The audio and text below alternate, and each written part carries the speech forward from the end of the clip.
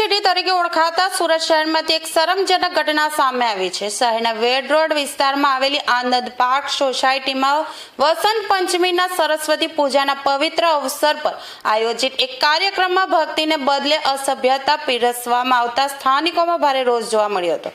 ધાર્મિક કાર્યક્રમના નામે સ્ટેજ પર મહિલાઓ પાસે ઠુમકા લગાવવામાં આવતા સમગ્ર વિસ્તારમાં ચર્ચાનો વિષય બન્યો છે। મળતી માહિતી મુજબ આનંદ પાર્ક સોસાયટીમાં વિદ્યાની દેવીમાં સરસ્વતીની આરાધના માટે કાર્યક્રમનું આયોજન કરવામાં આવ્યું હતું।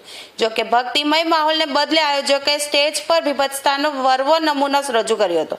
જાહેર મંચ પર મહિલાઓ દ્વારા કરવામાં આવેલા અસભ્ય ડાન્સ અને ઠુમકાઓને કારણે ત્યાં હાજર રહેલા મર્યાદિત પરિવારો અને વડીલો અત્યંત ક્ષોભજનક સ્થિતિમાં મુકાઈ ગયા હતા। આ મામલે પોલીસ કે સ્થાનિક તંત્ર દ્વારા કોઈ કાયદેસરની કાર્યવાહી કરવામાં આવશે કે નહીં તે જોવું રહ્યું।